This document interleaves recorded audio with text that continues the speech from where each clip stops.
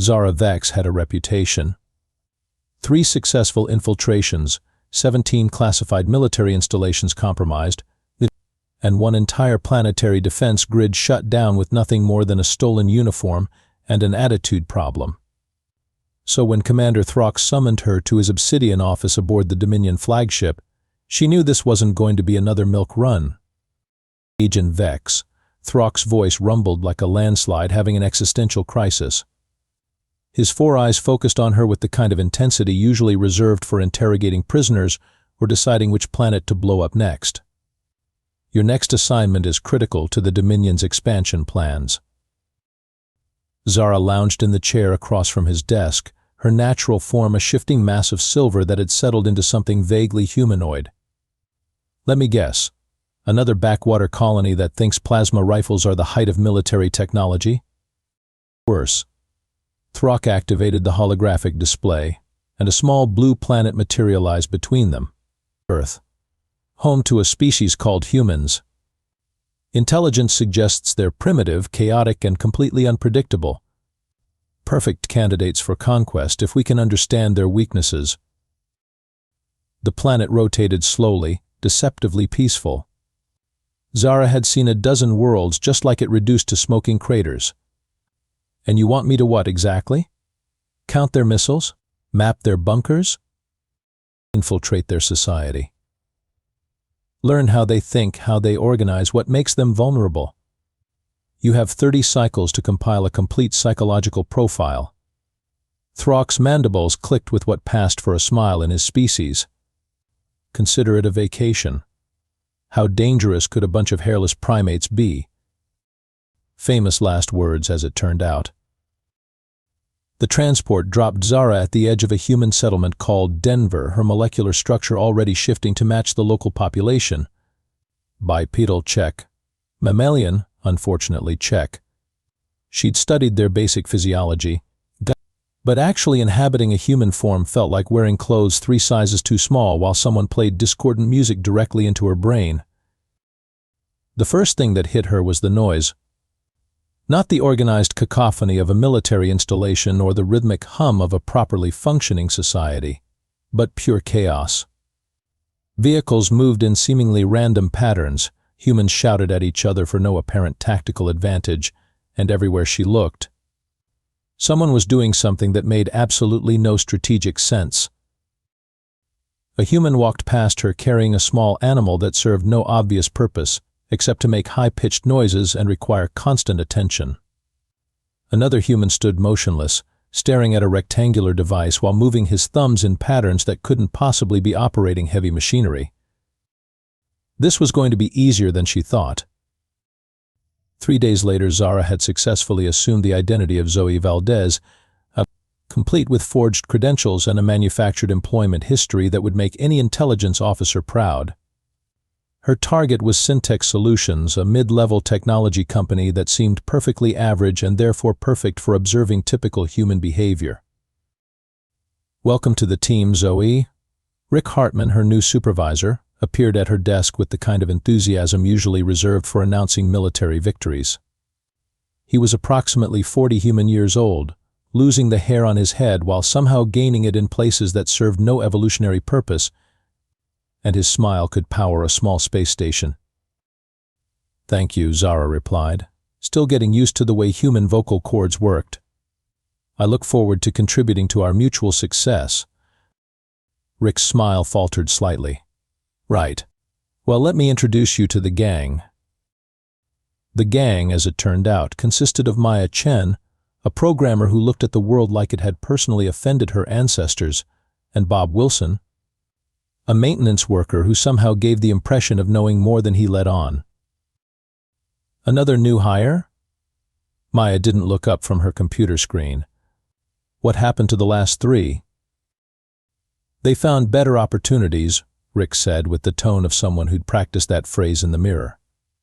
Better opportunities, or they discovered what our coffee actually is. Bob emerged from behind a desk, carrying what appeared to be a primitive tool for manipulating liquid flow. His hair was gray, his face was lined, and his eyes held the kind of wisdom that usually came from surviving multiple conflicts. "The coffee's not that bad," Rick protested. Maya snorted. "Rick, I've seen that coffee dissolve metal. We use it to clean the equipment." This was Zara's first encounter with what humans called sarcasm, and it nearly broke her brain. They were saying one thing while meaning another, but not in the strategic way of military deception.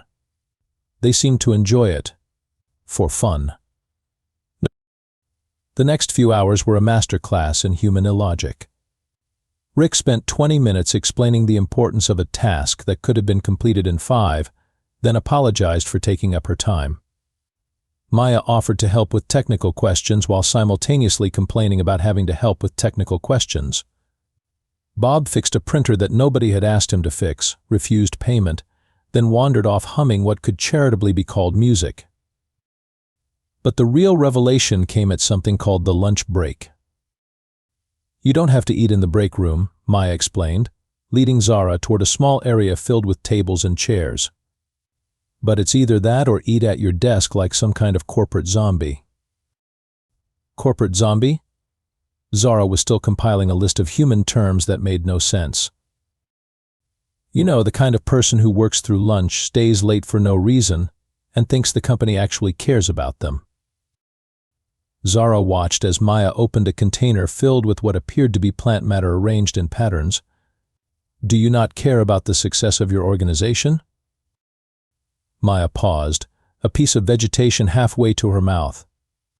"I mean, I don't want us to fail. But I'm not going to pretend that increasing quarterly profits is the meaning of life." This was concerning. In every properly functioning society Zara had studied, individuals worked for the betterment of the collective. Personal satisfaction was irrelevant. Yet these humans seemed to have built an entire civilization on the principle that work should somehow be enjoyable. The afternoon brought even more confusion. Rick spent an hour in what he called a meeting, which appeared to be a gathering where humans discussed things they could have resolved in minutes. Maya helped a colleague debug code that wasn't her responsibility. Bob brought everyone beverages without being asked, then refused acknowledgement for his efforts. By the end of her first day, Zara had filled 3 mental files with observations that contradicted everything she knew about efficient society. These humans were cooperative without central authority, helpful without personal benefit, and somehow productive despite spending half their time on activities that served no obvious purpose. Her evening report to Commander Throck was carefully edited. "Humans appear disorganized and inefficient," she transmitted. Further observation required to catalog exploitable weaknesses. She didn't mention that she was starting to wonder if disorganization might actually be a strength. 2 weeks into her mission, Zara had compiled what was either the most comprehensive study of human behavior in galactic history, or evidence that she was losing her mind. Possibly both. Take the coffee situation. Every morning, humans lined up to consume a bitter liquid that provided minimal nutritional value while making them jittery and anxious.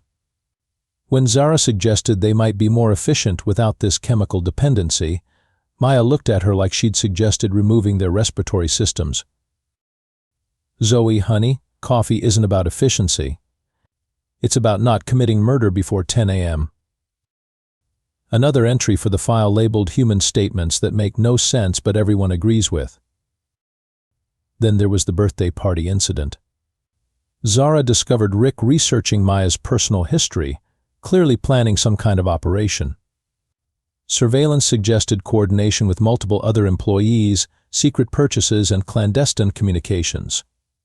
All the hallmarks of a conspiracy. The conspiracy turned out to be a surprise celebration of the anniversary of Maya's birth, complete with a dessert item covered in small flames and a ritual where everyone gathered to produce discordant vocalizations while Maya looked simultaneously embarrassed and pleased. "No. Make a wish," Rick encouraged, as Maya leaned toward the flaming dessert. "I wish people would stop making me the center of attention," Maya muttered, then proceeded to extinguish the flames with her respiratory system.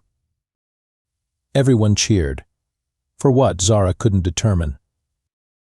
But the real breakdown in her understanding came when she witnessed Bob's response to office politics. A human named Derek from accounting had been spreading what Rick called rumors about Maya's work performance, but apparently trying to position himself for a promotion by undermining a colleague's reputation. Standard competitive behavior, as far as Zara could tell. In a properly organized society, the strongest individual would naturally rise to positions of authority. Bob's response was to corner Derek in the supply closet and have what he called a conversation. "Look, Derek." Bob's voice carried through the thin walls. "I've been here longer than anyone else, and I've seen people like you come and go. Maya's good at her job, she helps people when they need it, and she doesn't throw others under the bus to make herself look better. You, on the other hand, are what we call a problem." "Are you threatening me?" Derek's voice went up an octave. "I'm educating you.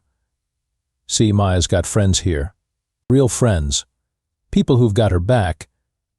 You keep trying to tear her down, and you're going to find out what happens when you mess with someone the whole office actually likes." Derek's campaign against Maya ended that afternoon. Zara spent the evening trying to understand what she'd witnessed. Bob had defended Maya not because of tribal loyalty or hierarchical obligation, but because he considered her a good person who deserved protection. No strategic advantage, no personal benefit, just a decision that helping others was more important than maintaining neutrality. Her report to Throck that night was even more carefully worded. Humans demonstrate unusual loyalty patterns. Recommend continued observation to understand command structure. She was starting to realize that humans didn't have a command structure, at least not in any way that made sense. They seemed to organize themselves based on principles that had nothing to do with efficiency or survival advantage. They cared about things like fairness, kindness, and whether someone brought good snacks to share. The snack sharing was particularly baffling. Humans routinely brought food items to work and distributed them freely among colleagues, with no expectation of reciprocal exchange or strategic advantage. When Zara asked Maya about the economics of this behavior, Maya just shrugged. "It's nice to share. Makes people happy. But you receive no compensation for the resources you expend." "The compensation is that people are happy, Zoe. Sometimes that's enough." Zara was beginning to suspect that humans operated on an entirely different definition of enough. Week 3 brought the incident that would change everything. Zara had been carefully maintaining her cover while growing increasingly confused about her mission parameters. Her daily reports to Throck had become exercises in creative interpretation, describing human inefficiencies while somehow never mentioning the growing evidence that these inefficiencies might actually be features, not bugs. The crisis started with what humans called a deadline. Some project that required completion by an arbitrary date that had no relationship to planetary cycles or strategic necessity.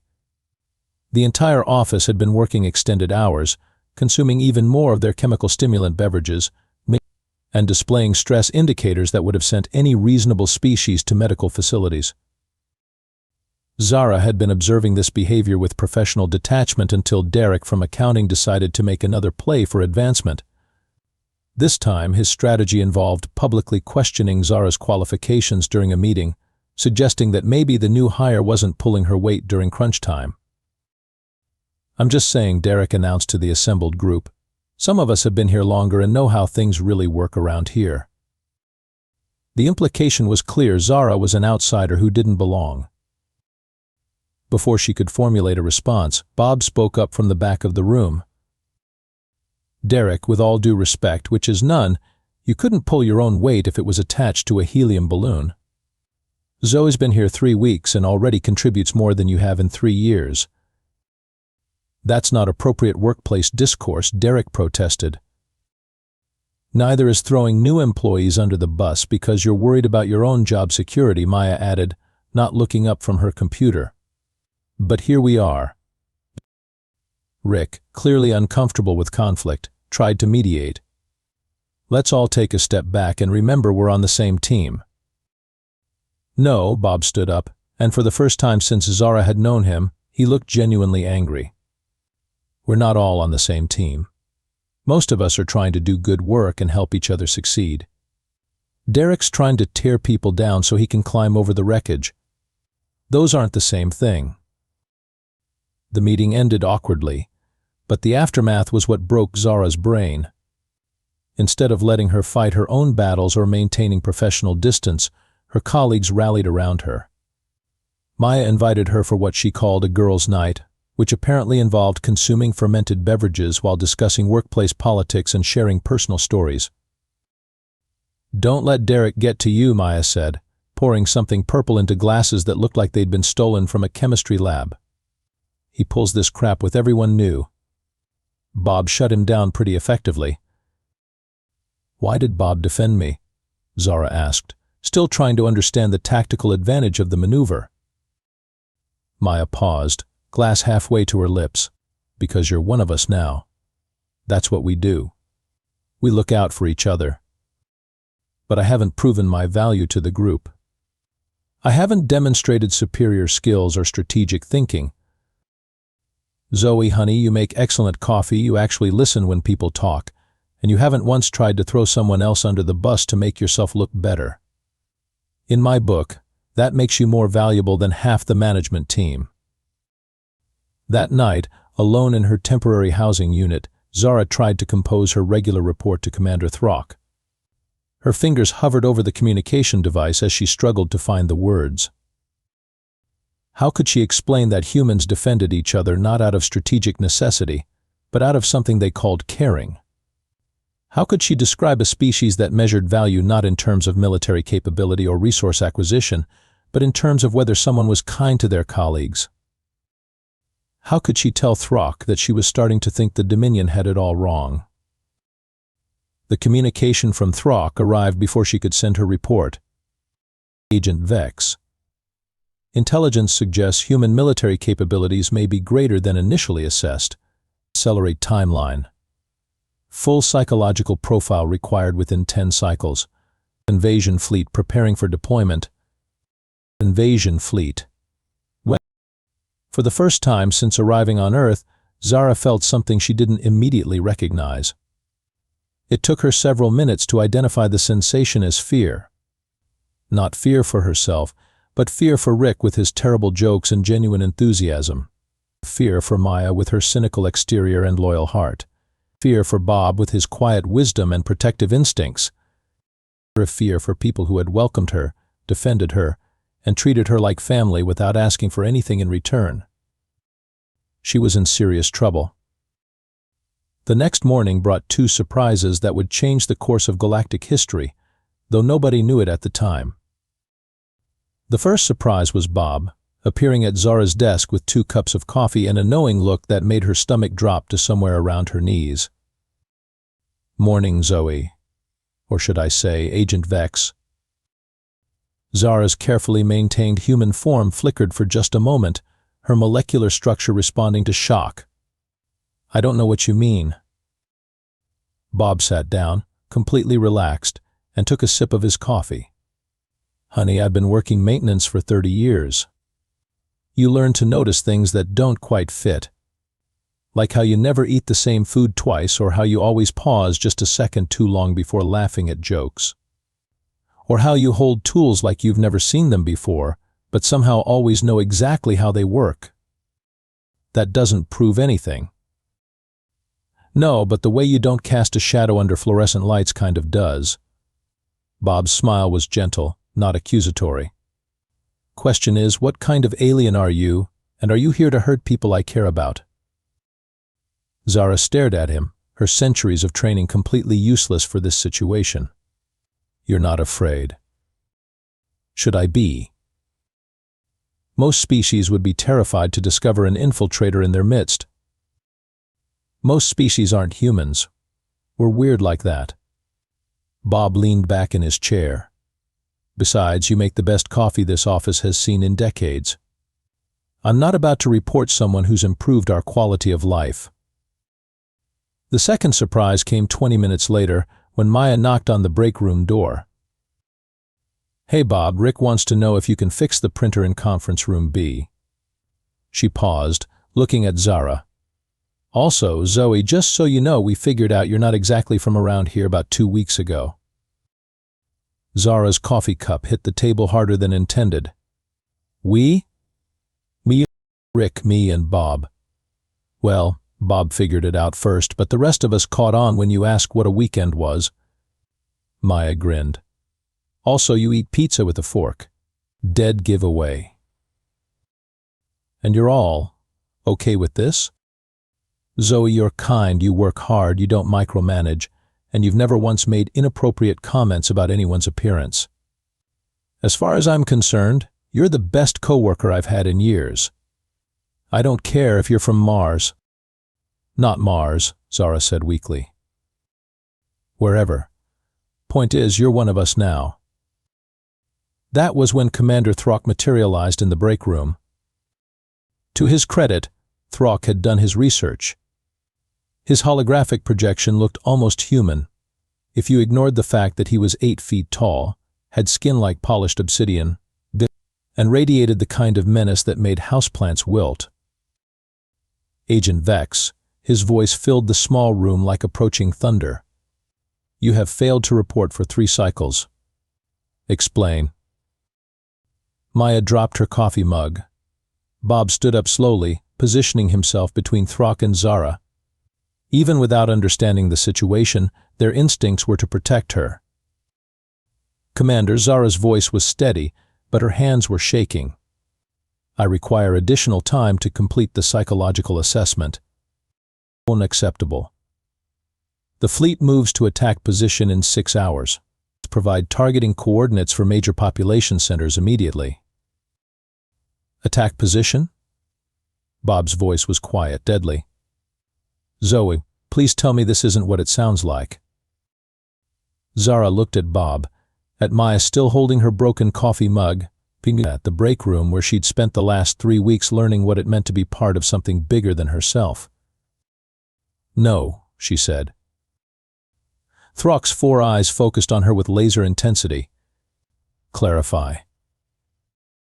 No, I will not provide targeting coordinates. No, I will not facilitate an invasion. And no, I will not allow you to harm these people. You forget yourself, Agent. You serve the Dominion. I serve no one who would destroy innocence for the crime of being different. Maya found her voice. Zoe, what the hell is going on? My real name is Zara Vex. I'm a spy from something called the Galactic Dominion. I was sent here to study humanity and report your weaknesses so my people could conquer your planet. And? Bob prompted. And I've discovered that your only weakness is that you're too kind for your own good. You welcomed a stranger, protected her from bullies, and treated her like family. Any species with that level of compassion doesn't deserve conquest. They deserve protection. Throck's laugh was like steel scraping against stone. Sentiment. How disappointing. Guards, retrieve the defective agent. That was when Rick arrived. Hey, has anyone seen the O? Rick took in the scene, the 8-foot holographic alien, his terrified employees, and what was clearly some kind of interdimensional standoff happening in his break room. Is this a bad time? What happened next would go down in both human and galactic history as the most unusual first contact scenario ever recorded. Rick, displaying the kind of middle management skills that had made him legendary in his own small way, looked at the terrifying alien commander and said, I'm going to need you to fill out a visitor's badge. Throck stared at him. I am Commander Throck of the Galactic Dominion. I do not fill out forms. Well, that's company policy. No badge, no access to employee break areas. Rick turned to Zara. Zoe, is this guy bothering you? He's trying to invade your planet and destroy your civilization. Okay, so definitely bothering you. Rick nodded seriously. Maya, can you call security? Bob, do we have any of those terrible donuts left? I feel like this is going to take a while. The next 6 hours were a masterclass in human problem solving. While Throck raged about defiant agents and primitive species, Rick organized what he called a crisis management meeting. Maya contacted everyone she knew in government, which turned out to be more people than expected. Bob somehow produced a detailed analysis of Dominion military capabilities that he'd apparently been working on since figuring out Zara's identity. "How did you know about their fleet composition?" Zara asked, staring at Bob's surprisingly accurate tactical assessment. "Internet," Bob shrugged. "Amazing what you can learn when you cross-reference unexplained satellite interference with orbital mechanics and a few declassified military reports. Also, I may have called my nephew at NORAD." By evening, Zara found herself in a government facility, thus surrounded by officials who seemed less concerned about her alien nature than about the proper paperwork for her asylum request. "So you're requesting political asylum based on refusal to participate in acts of aggression against humanity?" The immigration officer looked like she'd processed stranger requests. "Yes." "Mirror." "And you're willing to provide intelligence about potential threats in exchange for protection and citizenship?" "More than willing. I want to help protect this world." "Well, that's refreshingly straightforward. Usually, these cases involve more complicated motivations." 6 months later, Zara Vex became Earth's first official non-human resident. Her asylum hearing had been surprisingly smooth, helped by character witnesses who included Rick, Maya, Bob, and approximately half of Syntech Solutions' employee roster. The Dominion fleet, faced with unexpectedly coordinated human defenses and the loss of their intelligence advantage, decided that conquest of Earth was no longer cost-effective. Throck was reassigned to a desk job processing mining permits. Zara kept her position at Syntech, though her job description had expanded to include cultural liaison and interspecies relations consultant. She still made excellent coffee. "So," Maya said, approaching Zara's desk with a familiar rectangular container, "it's Bob's birthday next week. Think your people have any good cake recipes?" Zara looked around the office that had become her home, at the humans who had become her family, at the ridiculous, inefficient, completely wonderful species that had taught her what it meant to belong somewhere. "I'll see what I can do," she said, and meant it. After all, Bob had defended her when she was nothing but a stranger with questionable coffee preferences. The least she could do was help make his birthday party memorable. Even if it did involve more of that terrible singing,